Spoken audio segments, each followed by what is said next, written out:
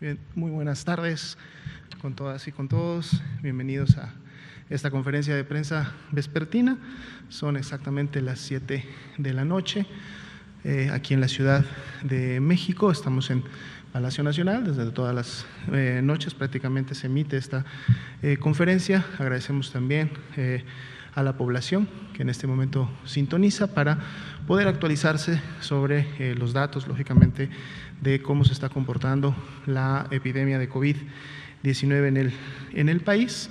Y siempre, como ya ha sido costumbre, ustedes saben, incorporamos un componente temático a las conferencias de prensa para que más allá de los números o las estadísticas también podamos tener el perfil y podamos tener también conocer qué es lo que otros profesionales en el campo de la salud están realizando en el marco de esta epidemia.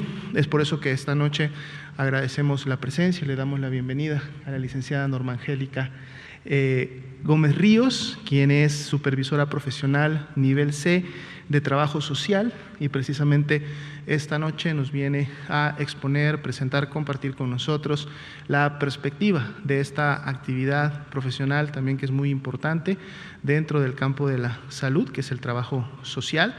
Como todos los actores del trabajo social, ellos y ellas contribuyen en el día a día, lógicamente mucho más ahora en la epidemia, pero lo han hecho siempre y desde hace muchos años, en la atención que tiene que haber de manera directa con los pacientes, con los familiares de ellos, la interacción que esto produce entre los equipos médicos y las áreas también en su momento administrativas de un hospital, y cómo ellos a través de esta labor facilitan muchas veces que el trabajo pueda llevarse a cabo, y lógicamente esto repercute en beneficio y en calidad a la atención de los pacientes. Entonces, hoy día en el componente temático nos van a estar presentando estas experiencias, sobre todo ahora en el marco de COVID-19. Y bueno, el día de hoy vamos a iniciar actualizando el escenario nacional, los números para México, y también vamos a presentar esta noche un componente que ya habíamos estado presentando semanas previas a mediados de la pandemia, y que la semana pasada precisamente uno de sus compañeros nos pidió actualizar, que es precisamente cuál ha sido hasta el momento la afectación que ha habido al personal de salud en este marco también de la epidemia de COVID-19. Estamos en la conferencia vespertina 179 ya, día 87 de esta nueva normalidad. Como comentábamos ayer, ya a punto de cerrar un mes más con las actividades del semáforo de riesgo COVID. De hecho, si recordamos, esta semana está vigente todavía el semáforo que se presentó hace más o menos 10 días. Esto es porque ahora los semáforos tienen una vigencia de 2 semanas, es decir, de 14 días, una vez que entran en vigor los lunes. Por lo tanto, el lunes de ayer continúa vigente el que se presentó la semana pasada, pero precisamente esta semana tocará actualizar el día viernes el semáforo de riesgo COVID para la próxima semana. ¿Por qué lo mencionamos? Porque precisamente es la herramienta, es el instrumento que se está utilizando ahora en este marco de la nueva normalidad para poder llevar a cabo las diferentes actividades que permiten la reapertura ordenada, paulatina, pero sobre todo en base o concordante con el riesgo que existe en cada una de las entidades federativas, un riesgo lógicamente para poder contagiarse de la enfermedad. Por eso dentro de los indicadores tenemos las tendencias tanto del síndrome COVID como del porcentaje de positividad de lo que está sucediendo en cada una de las entidades. Esto nos dice qué tanto está circulando el virus en la comunidad, pero también tiene que ver con este riesgo en su momento de que haya un incremento en la actividad hospitalaria, por lo tanto pudiera rápidamente haber saturación tanto a nivel estatal como municipal, y entonces eso también se mide a través de diferentes indicadores.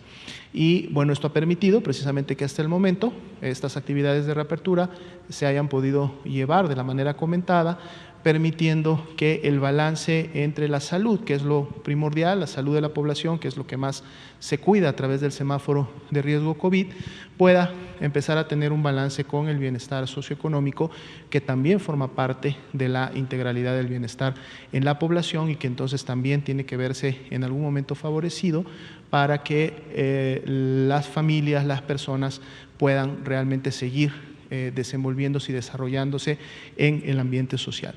Vamos a ver la siguiente diapositiva. Actualizamos los números para esta noche. 1.278.436 son las personas que hasta el momento se han estudiado, es decir, que han entrado a los protocolos de estudio porque presentaban signos y síntomas de la enfermedad. Podemos ver que de este grupo el 49% ya salió negativo, 628.937, es decir, dio un resultado negativo a la prueba, no se encontró virus SARS-CoV-2 en sus vías respiratorias, por lo tanto eran casos que se clasifican en ya cuando tienen este resultado como descartados a la enfermedad. Pero asimismo entonces tenemos el grupo de casos confirmados acumulados al corte del día de hoy, que suman 568.621 y están representados precisamente en las barras de color café claro, ocre, que vemos en la parte inferior.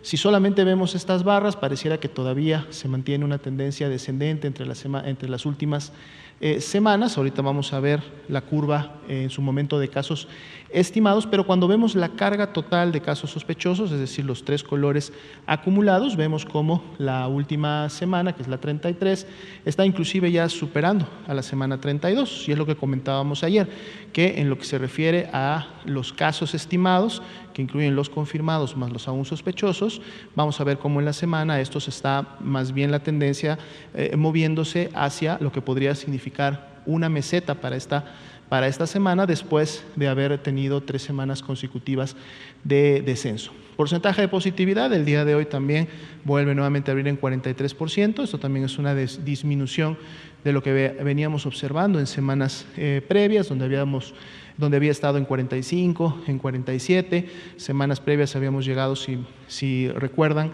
hasta un 54% de porcentaje de positividad. Así también, dentro del grupo de casos confirmados se encuentran lamentablemente las personas que, debido a complicaciones de la enfermedad, a los factores de riesgo y comorbilidades adyacentes, han perdido la vida a causa de COVID-19, 61.450 para el día de hoy. Veamos la siguiente diapositiva, precisamente son los casos estimados. Aquí podemos ver más claramente cómo esa tendencia entre la semana 32 y 33 ya no es tan vertical como la veíamos en las 2 semanas previas. El día de hoy es de menos 6%. Todavía no hemos tenido una diferencia grande a lo que veíamos con lo que inició el día domingo, hoy es martes, pero muy probablemente este menos 6 pueda haberse reducido hasta llegar al fin de la semana, como comentábamos, a lo mejor a una meseta. Y iremos viendo en los siguientes días también y para el domingo cómo abre la semana 34, es decir, si la meseta en su momento pudiera más bien continuar o volvería nuevamente a caer. Recordemos en este punto que la curva nacional es precisamente la sumatoria o disminución de lo que está sucediendo en cada una de las 32 entidades federativas. Entonces, si tenemos entidades federativas que también están en un punto de meseta, o inclusive algunas entidades que después de algún descenso pudieran estar presentando un incremento, o entidades que todavía están por llegar, no han llegado a su primer pico y se mantienen en actividad ascendente, pues todas estas lógicamente suman de manera positiva, es decir, incrementan el número de casos y por lo tanto dan esta imagen que podemos ver que se está moviendo más hacia la meseta.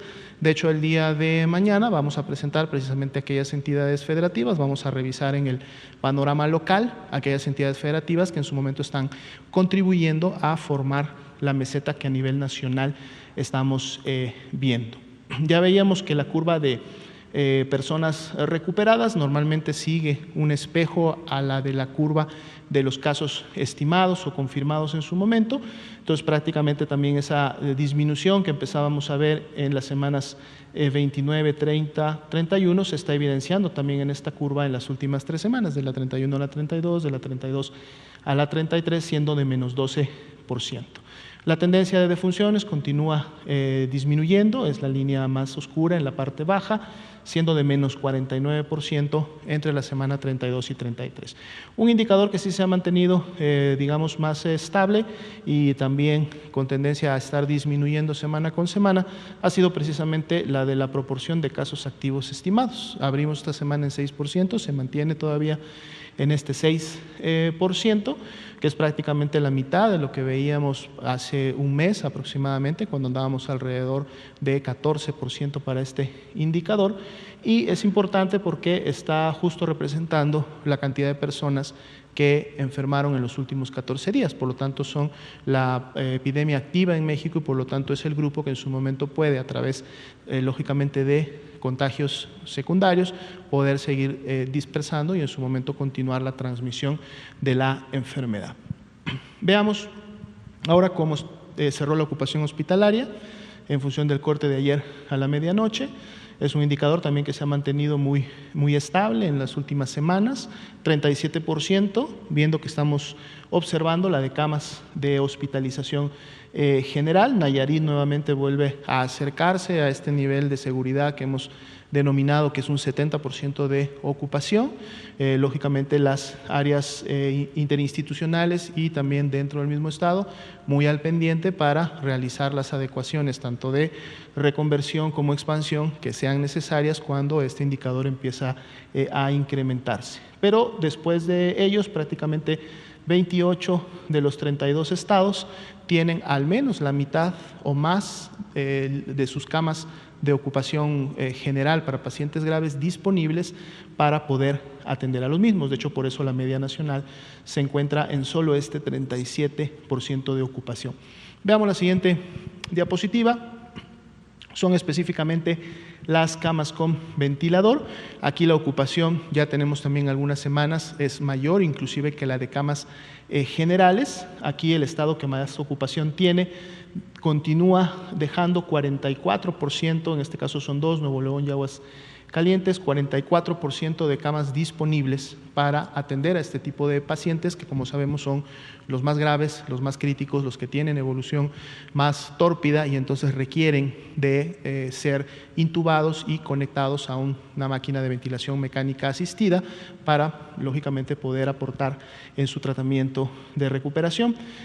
Todas las demás entidades, o en este caso 29 entidades, tienen arriba también del 50% de disponibilidad en este tipo de camas, algunas con tanta disponibilidad como por ejemplo Campeche, en donde tiene prácticamente un 93% de disponibilidad y por lo tanto pocas personas hospitalizadas con estas características de gravedad. Veamos la siguiente diapositiva. Vamos a entrar al grupo precisamente del que decía al principio, actualizar las cifras del personal de salud que en un momento determinado ha sido contagiado y ha enfermado de COVID-19. Entonces, para el corte del día de hoy, de hecho, importante comentar que toda esta información se ha continuado publicando, la pueden encontrar ustedes precisamente todos los martes a la hora que se actualiza el comunicado técnico en las páginas oficiales. También encuentran ustedes una presentación con las diapositivas y la información que estamos y vamos a revisar en este momento todos los días martes para que puedan seguir siempre teniendo el acceso continuo a la información de este grupo que enferma también de COVID-19. Son 97.632 los profesionales de la salud o asociados a las funciones de la salud que hasta el momento han enfermado y han sido confirmados con una prueba de laboratorio. Hay que recordar que en el lineamiento de vigilancia epidemiológica y que incluye también las actividades de la atención médica, los profesionales de la salud están clasificados y están lineados para que el 100% de ellos sea muestreado, el 100% de ellos sea o confirmado o descartado. Es uno de estos grupos, digamos, especialmente seleccionados en los cuales se debe de estudiar a todos, precisamente con la intención, uno, de saber que contrajeron la enfermedad y llevar a cabo todas las acciones correspondientes, tanto de su atención como de su resguardo, pero también con el objetivo de, en su momento, cuando existe la recuperación, que felizmente ha sido en la mayoría de ellos, estos también puedan en su momento reintegrarse a sus actividades, a sus labores, dado que su aportación profesional a la epidemia de COVID pues es una de las más relevantes, porque son precisamente los que están en el día a día atendiendo a las personas de COVID. Por lo mismo, entonces, 157.314 han dado también negativo a la prueba, por lo tanto han sido descartados, y al menos al corte de esta información, 10.933 estaban todavía en calidad de aún sospechosos, es decir, estamos esperando que sea emitido ese resultado de laboratorio. Y bueno, a la par ustedes pueden también ver que las barras para cada uno de los 3 colores que representan las 3 clasificaciones están también distribuidas por entidad federativa para tener una rápida visualización de en qué entidades estamos teniendo la mayor carga de enfermedad en profesionales de la salud. Veamos la siguiente diapositiva. Aquí también tenemos lo que significaría la epidemia activa, o en este caso los casos activos de profesionales de la salud. Son alrededor del 4.3, 4.5%, de hecho es menos del promedio nacional, que veíamos hace un momento estaba en 7%, representan 4.370 profesionales de la salud que enfermaron, que iniciaron con signos y síntomas en los últimos 14 días, y también los podemos encontrar distribuidos en cada una de las entidades federativas en orden descendente. Veamos la siguiente diapositiva. Aquí podemos ver la distribución precisamente por edad y por sexo. Podemos ver que la mayoría de los casos que hasta el momento se han confirmado se concentran en los grupos de edad entre 30 y 34, seguidos del mismo 35 a 39 y precedidos por los de 25 a 29. Estamos hablando básicamente de una población adulta joven de profesionales de la salud, en donde también la mayoría, al menos el 60% de estos profesionales han sido mujeres. Veamos la siguiente diapositiva. Aquí tenemos la distribución por tipo de profesión o actividad laboral que realizan al interior de las unidades. Vemos que de todos los casos que hasta el momento se han confirmado, de estos 97.632, el 42% fueron del grupo de enfermeras, de enfermeros. El 28% agrupa a un conjunto de otros trabajadores de la salud. Las médicas y los médicos se encuentran en tercer lugar, no muy lejos de otros trabajadores de la salud, pero como grupo solo, 27%, y otros grupos mucho menos afectados son los laboratoristas con un 2% y los dentistas con un 2%. Proporciones que de hecho hemos estado viendo que se han mantenido más o menos en este nivel durante el paso o durante el tiempo que ha transcurrido de la epidemia en México. Veamos la siguiente diapositiva. Aquí tenemos las comorbilidades que igualmente se han identificado en todos los casos confirmados acumulados hasta el momento, en donde al menos el 36% de estos 97.632 tenían una o más comorbilidades. La principal de ellas podemos ver que era la obesidad, en este caso, seguida de la hipertensión, la diabetes y, no muy lejos de la diabetes, el tabaquismo, que prácticamente se compara con lo que hemos observado a nivel nacional. Estas 4 comorbilidades o factor de riesgo en su caso, como el tabaquismo, están también presentes en la población general y de alguna manera también están presentes en la población de profesionales de la salud. Veamos la siguiente diapositiva. Aquí vemos ahora el grupo de los profesionales de la salud que lamentablemente han fallecido, que perdieron la vida también a consecuencia de la enfermedad. Se tienen identificadas y confirmadas ya con pruebas de laboratorio 1.320 defunciones, teniendo también 36 defunciones que en este momento están pendientes de resultado y por lo tanto son sospechosas, y vemos también la distribución para cada una de las entidades federativas, incluyendo aquellas en donde podemos esperar todavía un incremento porque están precisamente registradas estas defunciones que son aún sospechosas. Veamos la siguiente diapositiva, por favor. La distribución también por edad y sexo de estas lamentables 1.320 defunciones. Aquí podemos ver que la distribución o la mayor carga por grupo de edad se recorre a la derecha, lo que veíamos al principio que eran todos los casos, en donde la mayoría se concentraban en adultos jóvenes. Aquí podemos ver que la mayor carga está repartida prácticamente entre el grupo que va de 55 a 64 años, y a diferencia de todos los casos confirmados, aquí sí son los hombres los que han fallecido más que el grupo de mujeres. 70% han sido hombres los que han fallecido de los profesionales de la salud. Veamos la siguiente.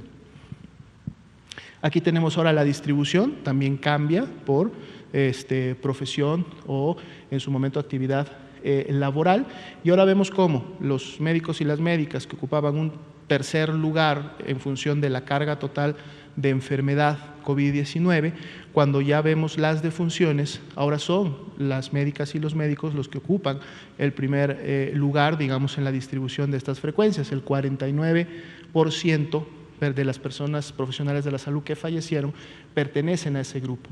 Luego sigue otros trabajadores de la salud con un 30%, y las enfermeras, enfermeros que ocupan, digamos que son los que más se han contagiado y se han enfermado, realmente no corresponde a la defunción, o sea, son los que menos, al menos de estos tres grupos grandes, son los que menos fallecen. 17% corresponde a este grupo. Y dentistas y laboratoristas, que veíamos que tenían una carga de enfermedad menor o mucho menor que los previos grupos observados. Bueno, aquí también es similar en relación a las defunciones, comparten un 2% para cada uno de ellos. Vemos una siguiente diapositiva. Precisamente hasta ahí el informe.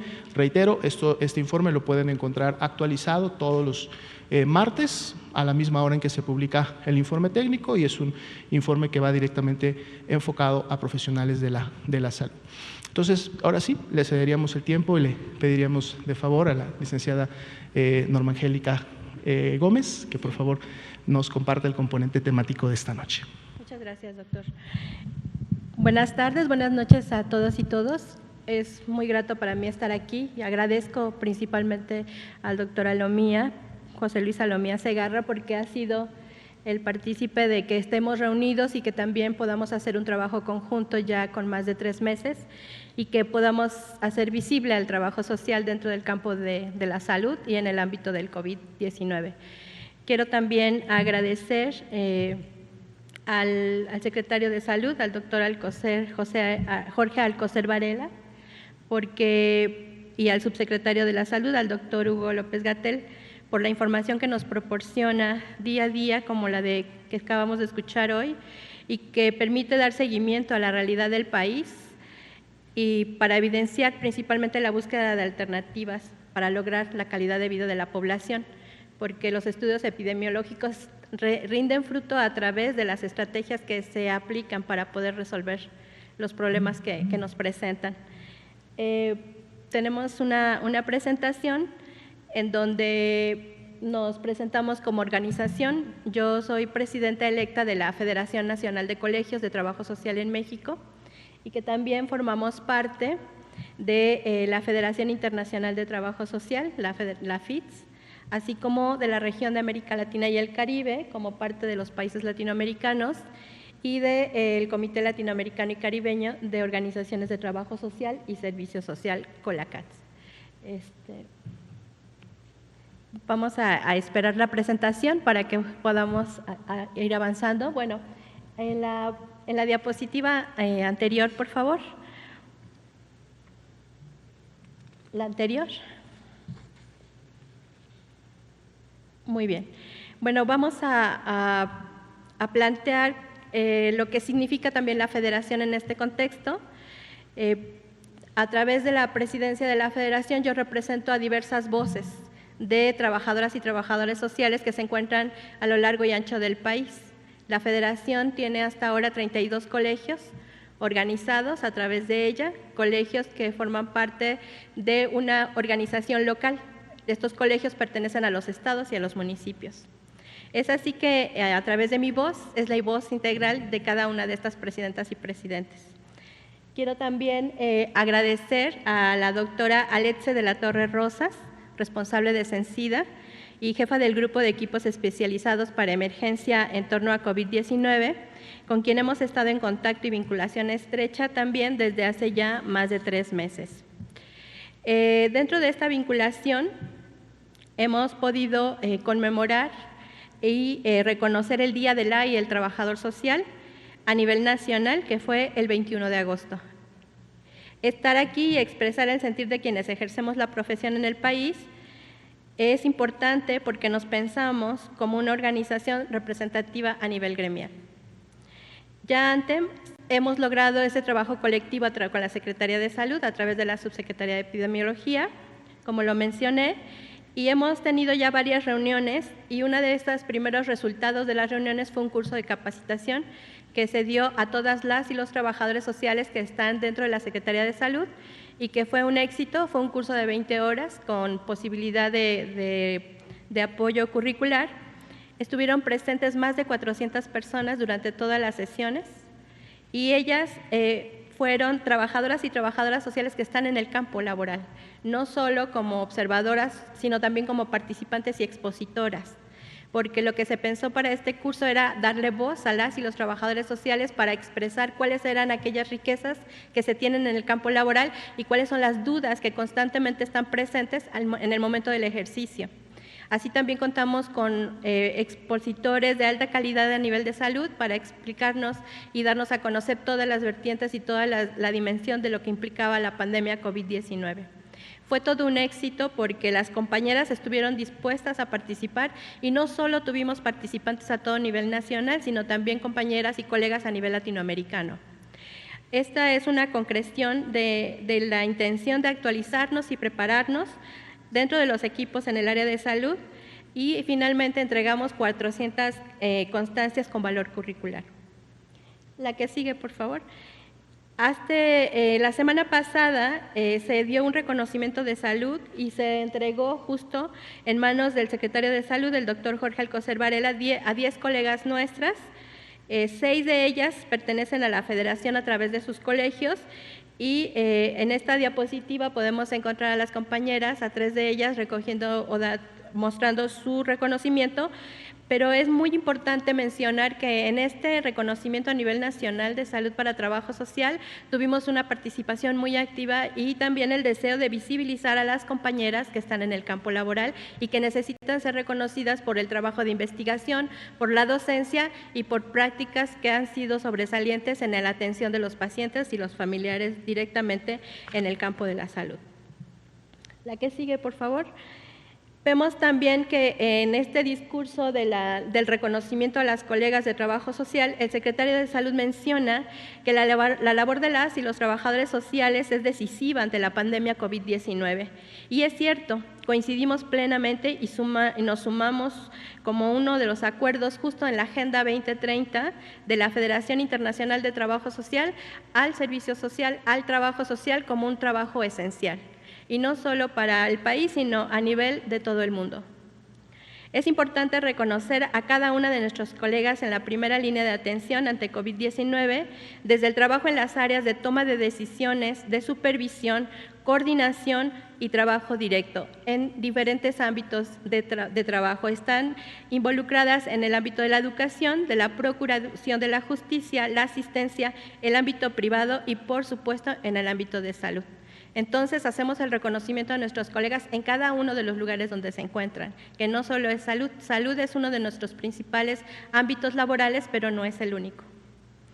Como federación, también organizamos lo que llamamos el Mes de Trabajo Social en México, con diversas actividades. La que sigue, por favor. Aquí vemos a las colegas participando en diferentes áreas. Las colegas de trabajo social han participado dentro de las instituciones y fuera de las instituciones. Fuera de las instituciones a través de la orientación a familiares, en el trabajo comunitario, en el trabajo directo con la población y en el trabajo también con las familias. En esta diapositiva se presenta justo la organización que tuvimos como federación a través del Mes del Trabajo Social en México. Como les decía anteriormente, estamos integrados por 32 colegios, por lo tanto podemos tener una participación por cada estado y esto ha sido muy importante para nosotros porque también ha sido una forma de visibilizarnos. Sumamos los esfuerzos de los colegios promoviendo actividades colectivas y locales para visibilizar el trabajo social del 1 al 31 de agosto.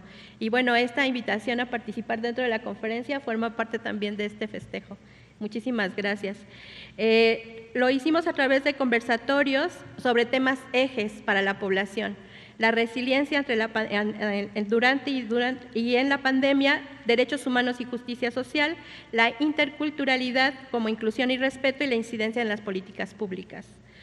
Vimos también un análisis y conversatorio del trabajo social desde el arte, porque desde la poesía, desde la música, también se hace trabajo social. Y es ahí donde descubrimos nuevas formas de vincularnos con la población a través de diarios de campo y población que puede estar en una situación de mayor segregación y de mayor encierro. A través de la música y a través de la poesía ellos expresan lo que sienten, lo que piensan y también sus propuestas como alternativa de solución. Por ejemplo, las mujeres que están en reclusión, a través de la música, la poesía y el teatro, expresan sus historias de vida. Y a través de estas expresiones de historia de vida, el trabajo social se posiciona y también busca las alternativas de solución o de una vida más digna y una vida más humana. Tanatología, y se hizo también. Tuvimos 2 conversatorios acerca del trabajo social en la tanatología y se realizó un homenaje póstumo justo a las compañeras que han perdido la vida durante la atención de COVID-19 o por alguna situación también de condición física. Particularmente se hizo el homenaje póstumo a quienes estuvieron frente a COVID. El tema de la tanatología es necesario para cualquier profesional de la salud que se enfrenta todos los días a la muerte. Todos los días, en cualquier turno y en cualquier lugar. Tenemos todavía el 31 de agosto un conversatorio internacional donde va a participar la presidenta de la Federación Internacional, el presidente de América Latina y el presidente de la Organización Latinoamericana, así como los presidentes de los colegios y asociaciones de Perú, Panamá y El Salvador. Así, hoy es parte de la conmemoración y gracias por brindarnos este espacio. Es para nosotras y nosotros muy importante reconocer a la población mexicana por su fortaleza colectiva que se ha mostrado en diversos momentos históricos para nuestro país. La sociedad muestra su solidaridad cuando el uso de cubrebocas no significa un acto individual, sino un acto social. El distanciamiento es físico, no social.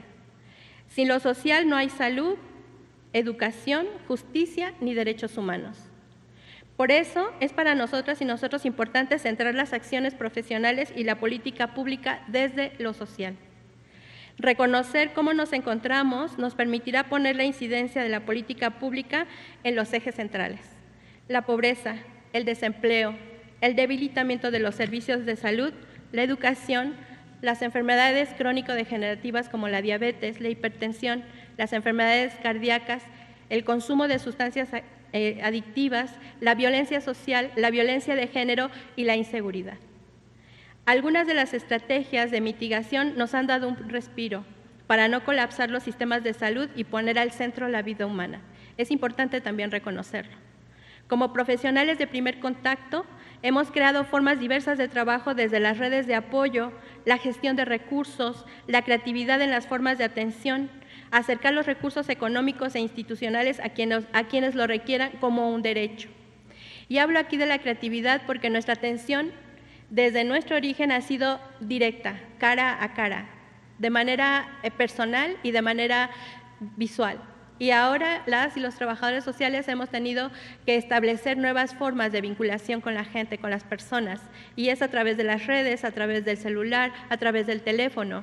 Y todos estos medios nos han servido para generar una vinculación social, para generar una vinculación familiar, para vincularnos también como equipo de salud. Estos procesos de acompañamiento y seguimiento para disminuir el impacto en el distanciamiento físico que se procura no sea familiar, ¿no?, ni social. En esta lógica de participación, la pandemia nos ha venido también a mostrar la fragilidad de la vida, de la salud, de la economía, del trabajo, porque las personas que fallecen no solo son números, significan historias, familias, duelos y transformaciones profundas de las comunidades, y también marcan un antes y un después para quien vive la pérdida de alguna persona cercana o no a ella. Quienes estamos en primer contacto podemos crear un espacio de escucha que construya paz con el enfoque de género y derechos humanos ante la desolación.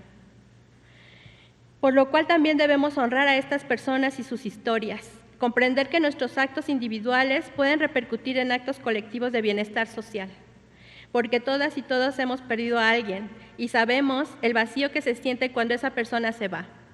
Así que cuidarnos es cuidar al otro, es una forma de buen trato hacia los demás.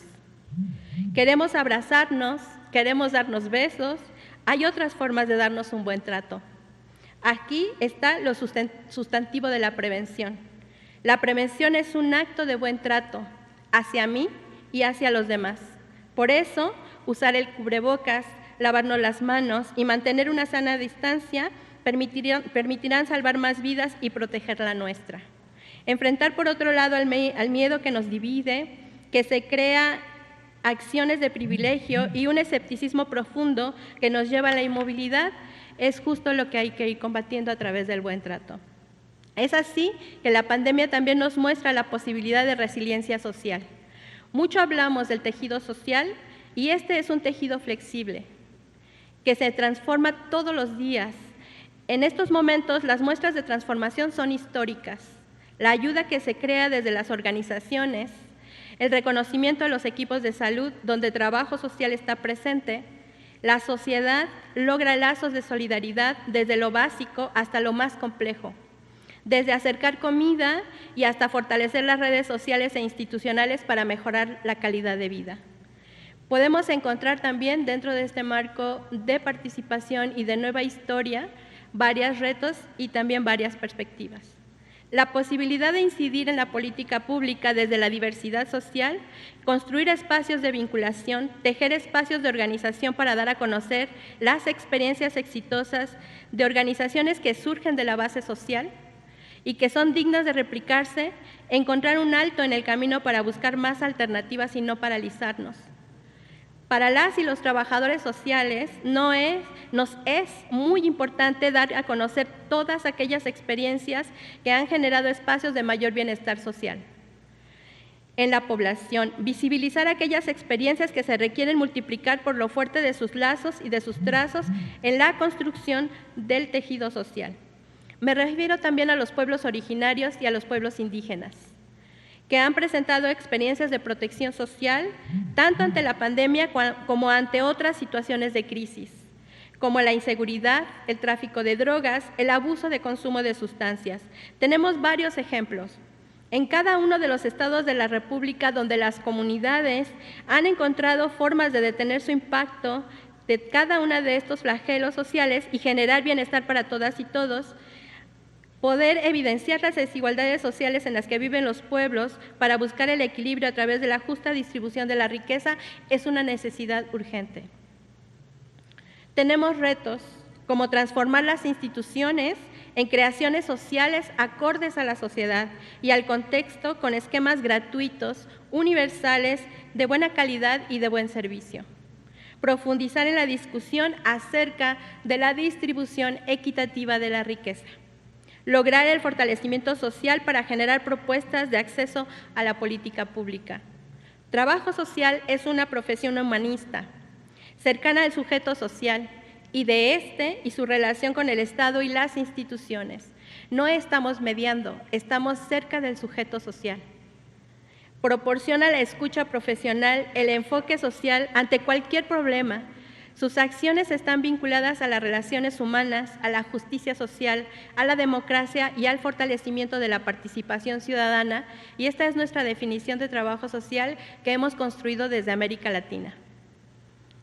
Ante la pandemia hemos logrado avanzar, crecer a nivel nacional, colocarnos como una organización que forma parte de la Federación Internacional de Trabajo Social de la región latinoamericana y del Caribe como espacios de cooperación y solidaridad, que traen nuevas y ricas experiencias y conocimientos tanto a sus regiones como a nivel global para reforzar las soluciones de trabajo social, lograr la justicia social y los derechos humanos Alcanzamos así la membresía en pleno derecho, así como la aceptación de nuestra membresía al Comité Latinoamericano y Caribeño de Trabajo Social. A nivel mundial, Trabajo Social está construyendo alternativas cercanas con la población para hacer frente al COVID-19 con estrategias que dignifican al ser humano, en América, en Europa, en África, en Asia, en el Caribe. Tenemos como retos siguientes la Ley de Trabajo Social en México, fortalecer a los colegios a través de lograr que sigan integrándose más colegios y a su vez la federación, la actualización y profesionalización continua, vincularnos en alianza con diversos actores, tanto funcionarios, secretarios, profesionales de otras carreras o de otras profesiones, sindicatos, academia y organizaciones de la sociedad civil. Todo ello es importante y es así que Trabajo Social propone la reconstrucción como una actividad del pueblo. La vida se capta en la calle, allí donde la gente vive, allí donde las personas se expresan, transformando los objetivos individuales en objetivos colectivos que fortalezcan la confianza para afianzar la participación ciudadana. Muchas gracias. Muchas gracias, doctor. Muchas gracias, licenciada Gómez Ríos, por compartirnos el enfoque y el punto de vista desde el trabajo social y esta actividad lógicamente tan importante que en el día a día realiza en las unidades, en los diferentes niveles de atención y que sobre todo toma mucha relevancia ahora durante la epidemia de COVID-2019. Vamos a iniciar con la parte de preguntas y respuestas. Empezamos de este lado, tenemos 3 personas y 2 personas aquí. Vamos en ese orden. Por favor. Buenas noches, doctora Lomía, buenas noches, presidenta de la Confederación de Trabajo Social. Ángel Juan Sánchez del Arsenal. Bueno, de acuerdo a la temática, la exposición, primeramente, si me permite felicitar y hacer un reconocimiento a los médicos, médicas, enfermeras, enfermeros, trabajo social, mantenimiento, limpieza, las personas que laboran en la parte de la seguridad en las entradas de los hospitales y un reconocimiento especial a la Clínica 24, a Fernando, Fernanda, Fabiola, por esa gran labor que están haciendo. 2 preguntas. Una está asociada a, ahorita hay como una carrera por encontrar una vacuna en diferentes países. ¿Esto cambia la dinámica de la compra del gobierno de México? Y básicamente esa es mi pregunta. Gracias. Claro, con mucho gusto. El gobierno mexicano, a través lógicamente de las instituciones que tienen el encargo específico de asegurar en un momento determinado la existencia y la distribución y colocación lógicamente de la vacuna para el país, está abierto en este momento a todas las opciones.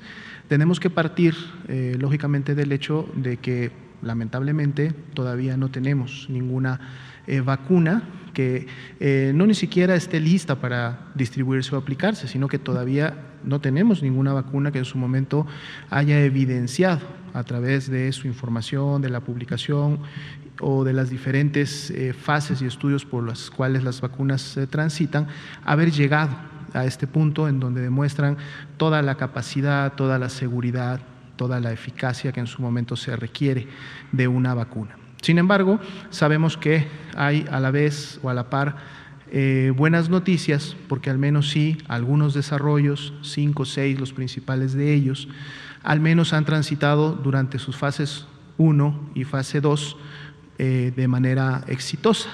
Viene, sin embargo, una de las fases que sería, digamos que también la más importante, porque precisamente es la fase 3, en donde los estudios se realizan a un nivel mayor, de más cantidad de población, y es entonces en donde realmente se puede corroborar fehacientemente muchos de estos factores que deben de ir a una vacuna. Prácticamente la mayoría de las vacunas, al menos de aquellas que están compartiendo su información de fase 1, fase 2, que están en su momento identificadas por los grupos que ha organizado la Organización Mundial de la Salud y su subsidiaria, la Organización Panamericana de la Salud, han develado que aproximadamente para el mes de noviembre podemos estar teniendo los resultados de esta fase 3. Si esta fase 3 se comprueba que fue exitosa y que cumplen con todos los criterios correspondientes, vendrá lógicamente una fase de producción, una fase de distribución y que en su momento tendrá que llevarse a cabo pues ya lo que sería la actividad comunitaria directa, que es la vacunación.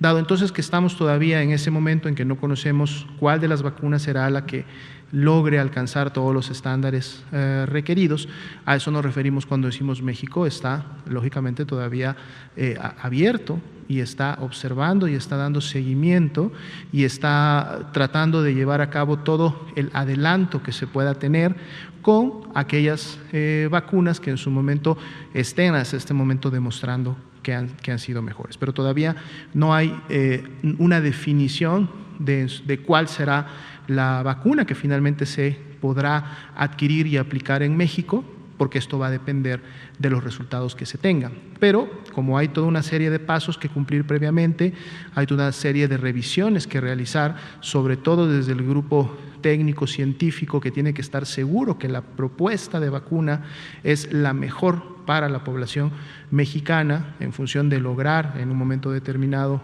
los objetivos que todos esperamos que tenga una vacuna, pues no podemos no hacer nada o esperarnos hasta que alguien por ahí anuncie ya tengo aquí una vacuna lista para vender. Hay que estar muy al pendiente y hay que estar caminando inclusive de la mano de organismos internacionales, sobre todo de la Organización Mundial de la Salud, para estar listos cuando en su momento exista la disponibilidad de una vacuna, que esto se percibe más bien pudiera ser para el primer trimestre del próximo año, a menos que alguna vacuna pueda llevar rápidamente a cabo los procesos que acabamos de comentar estén pendientes, pues México esté preparado no solamente para adquirirla, sino que una vez habiéndola adquirido, tenga ya diseñado y tenga ya listo e implementado todos los procesos de distribución y de cómo se llevaría a cabo una campaña poblacional.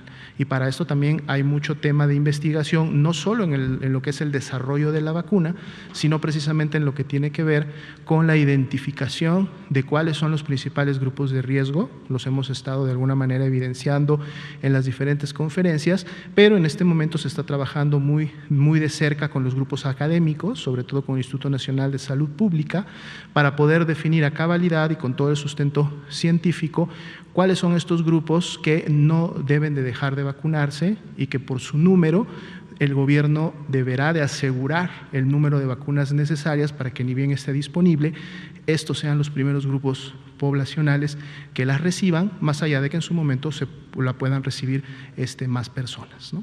Esa sería la respuesta. Por favor. Sí, buenas noches. Juan Carlos Machorro, AM de Querétaro. Doctora Lomía, se siguen presentando informes sobre supuestos, porque no es todavía 100% confirmado, supuestos reinfectados. Hablaba de China, de Japón. Hace unos 3, 4 días la Universidad de Hong Kong, ellos dicen que sí han encontrado una persona que se ha vuelto a reinfectar, que tuvo COVID en abril y lo tuvo el mes pasado, bueno, más bien este mes.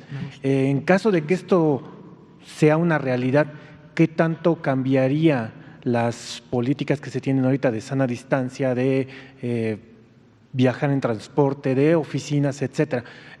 No sé si ustedes han visto esa tal vez lamentable panorama de si es que la gente se puede volver a reinfectar a alguien que ya padeció esta enfermedad. Gracias. Claro, con mucho gusto. De hecho, creo que tenemos tanto noticias que van en pro como lo que pudiera ser, por ejemplo, lo que comenta un riesgo en el tema no solo de la reinfección, sino también de poder volver a enfermar, en este caso de COVID-19.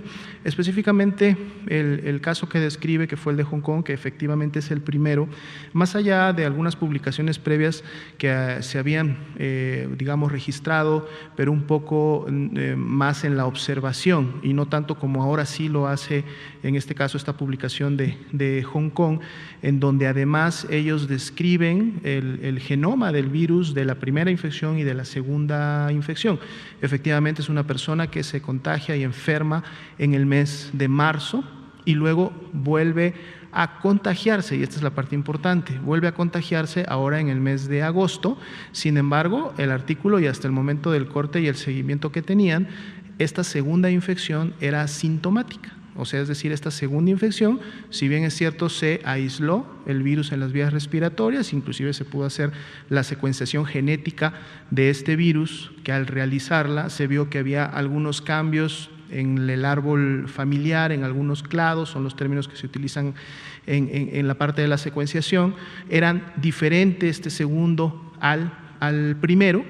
De hecho, el primero se estimaba que era más un contagio local, producido en la misma localidad donde residía esta persona, que era Hong Kong, y el segundo más bien tenía un antecedente de que esta persona venía llegando de España, Europa. Por lo tanto, eso también puede ser lógicamente la diferencia de que un poco la familia genética sea diferente de la primera y la segunda. Pero aquí, por ejemplo, también podríamos resaltar el hecho de que en la segunda ocasión existe un contagio, y de hecho lo hemos comentado, si mal no recuerdo, en muchas conferencias de prensa. Una persona que se contagió y enfermó de COVID, mientras se encuentre en un ambiente epidémico, o sea, en un ambiente, en una región, en una localidad en donde el virus todavía está circulando de manera comunitaria, ¿sí? Si se expone a otra persona que está enferma, puede contagiarse. Es decir, si yo ya me enfermé hace un mes, hace 2 meses, me recuperé, pero si continúo en una localidad donde todavía hay una cantidad importante de casos y estoy cerca de una persona que me tose, me estornuda, efectivamente el virus vuelve nuevamente a mis vías respiratorias. El punto importante es de que este virus en mis vías respiratorias pueda volver a enfermarme, es decir, que en su momento me genere nuevamente signos y síntomas de enfermedad, o que inclusive estos signos y síntomas de enfermedad lleguen a agravarse y tenga yo que ser inclusive o nuevamente o por primera vez hospitalizado. En el caso de Hong Kong no fue el caso. Sí se encontró el virus, ¿y por qué? Y dirán, ¿y por qué se encontró si en su momento pues no tenía signos y síntomas? Porque pasó por un control precisamente en el aeropuerto cuando regresaba de su viaje a España, y ahí fue donde detectaron la presencia del virus, pero hasta el corte del artículo esta persona era asintomática, y esto puede generar hipótesis, nada confirmado. Una hipótesis pudiera ser, bueno, una persona que ya enfermó y que desarrolló signos y síntomas, o sea, tuvo COVID-19 en una primera ocasión, se esperaría pudiera haber generado anticuerpos, y a lo mejor estos anticuerpos pudieran haber hecho frente a una segunda infección y por lo tanto evitado que la persona desarrolle signos y síntomas de enfermedad o que estos se lleven a cabo de manera leve. Pero eso es una hipótesis, hay que seguirlo estudiando. En el caso de la persona en Holanda, hay una persona en Holanda que también tiene estas características, sí estaba asociado a que a su vez se conocía que esta persona tenía problemas en el sistema inmunológico. Y esto también, lógicamente, va directamente relacionado con el hecho del desarrollo de anticuerpos. El hecho de que yo me enferme y pueda generar una inmunidad al virus y por lo tanto pueda tener una temporalidad, que es lo que precisamente se está estudiando y dando seguimiento en estos meses desde que inició la pandemia en China, es cuánto tiempo dura la inmunidad, ¿no? En este caso sea por anticuerpos o sea celular, que sería todavía lo mejor, pero ¿qué tanto tiempo dura la inmunidad en una persona que enferma de COVID y que por lo tanto la puede proteger para una segunda infección, que es algo en su momento lo que se quisiera lograr también con la vacuna? Este es un dato que yo creo vamos a tener mayor información todavía en los siguientes meses. Estas primeras publicaciones, precisamente lo que están buscando y lo que están estudiando en los diferentes casos es cómo pudiera estarse presentando esta situación. Ahora, lo importante es que más allá de que pudieran ser casos aislados, hasta el momento estamos hablando de 3 o máximo 4 casos que se han identificado de millones de personas que hasta el momento en el mundo han enfermado de COVID-19, pueden deberse a situaciones muy particulares de cada persona. Como decíamos, en este caso de Holanda, la misma publicación refiere que sí está asociado a un tema de inmunidad en la persona. Entonces, si una persona tiene algún problema inmunológico que no le permite desarrollar anticuerpos o inmunidad celular que en su momento prevenga nuevamente de la infección, pues entonces se puede esperar que una persona con estas características pudiera todavía, al contagiarse nuevamente, volver a enfermar, dado que el sistema inmunológico no es adecuado. Pero yo creo que en el transcurso de las siguientes semanas y meses vamos a estar viendo mucha más información, pero sobre todo lo que será muy importante estará relacionada precisamente a los conglomerados, es decir, casos aislados es muy probable que veamos muchos y realmente no tendrían una representatividad en relación a la cantidad de personas que han enfermado.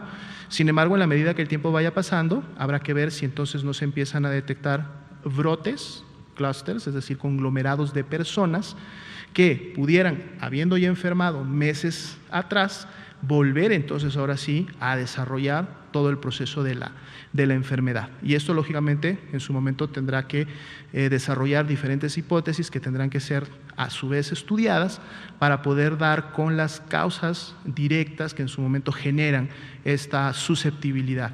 Porque además esto tendrá que ir relacionado, o es importante saberlo, también por el tema de la vacuna. Recordemos que en el caso de influenza, una persona que enferma naturalmente de influenza o que se vacuna de influenza no genera inmunidad de por vida. Por eso todos los años hay que estar colocándose nuevamente la vacuna contra influenza para evitar la enfermedad grave. Por eso se destina a los grupos de riesgo. O una misma persona que enfermó de influenza en una temporada invernal necesita, si quiere evitar la enfermedad grave en la siguiente temporada invernal, a pesar de que enfermó de manera natural, tiene que colocarse nuevamente la vacuna. Esto ya lo conocemos de influenza, porque al menos esos tipos de influenza los tenemos desde hace más, uno de ellos hace más de 10 años y los otros dos hace mucho tiempo más atrás.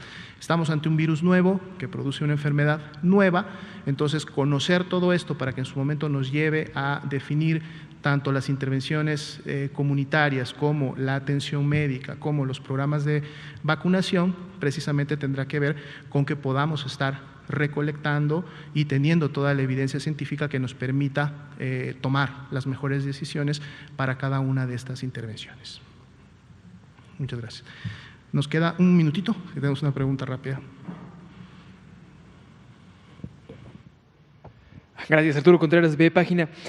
Sobre el cambio en la sintomatología, ¿no? Se tienen reportes que se dan estos cambios, bueno, estas nuevas manifestaciones desde hace 2 meses. Entonces, ¿cómo se hace el procedimiento para agregar estas, ¿no? ¿Por qué hubo este tiempo de retraso? Con mucho gusto. Se hace un análisis de frecuencia de los diferentes signos y síntomas. De hecho, comentar que México tiene desde un inicio de la epidemia, cuando se definió la primera definición operacional, tenía integrado 20 signos o síntomas que en su momento estaban relacionados con los casos de COVID-19. En la medida que los casos se van presentando y se van confirmando, y como ustedes ven, tenemos ya más de 1.200.000 personas que han sido confirmadas a la enfermedad, por lo tanto, conocemos cuáles son los signos y los síntomas que presentaron más de 1.200.000 personas que desarrollaron la enfermedad. Y por lo tanto, ya en un marco de población mexicana, es decir, de las personas que aquí en México han enfermado, podemos hacer un análisis de frecuencias de esos signos y síntomas y entonces tomar o definir cuáles son aquellos que se presentan con mayor frecuencia e incorporarlos a las definiciones operacionales. Más allá de que algunas aparezcan por esta mayor frecuencia en la definición operacional, en el estudio epidemiológico ya a la hora de hacer el reporte en la plataforma CISBER se siguen integrando los 20 signos y síntomas más comunes que se han encontrado para que este análisis en su momento pueda continuar. Recordemos que estamos pronto a iniciar la temporada de influenza, por lo tanto también esperaremos una modificación de la definición operacional cuando inicie esta temporada, dado que la influenza y COVID-19 se van a vigilar de manera conjunta como un síndrome. Entonces necesitamos una definición que nos dé la sensibilidad en su momento necesaria para poder detectar ambas patologías, ambas enfermedades y que sea finalmente la vigilancia basada en laboratorio o este panel viral que se cursa a todos los pacientes que tienen un síndrome respiratorio, el que nos revele cuál es el virus que en su momento empieza a predominar o cómo empiezan estos a cocircular. Es un reto también que tendremos en los meses de invierno. Bueno, está fuera de lo que son los principales signos y síntomas. De hecho, la diarrea tuvo una frecuencia de 24%, o sea, se presentó en el 24% de los pacientes que hasta el momento se han confirmado, pero no queda fuera de la selección de signos y síntomas. Cuando uno entra a la plataforma y coloca los signos y síntomas que tiene la persona, ahí está también presente la diarrea. ¿sí? Bueno, pues muchas gracias a todos, tengan buena noche, nos vemos mañana en este mismo lugar.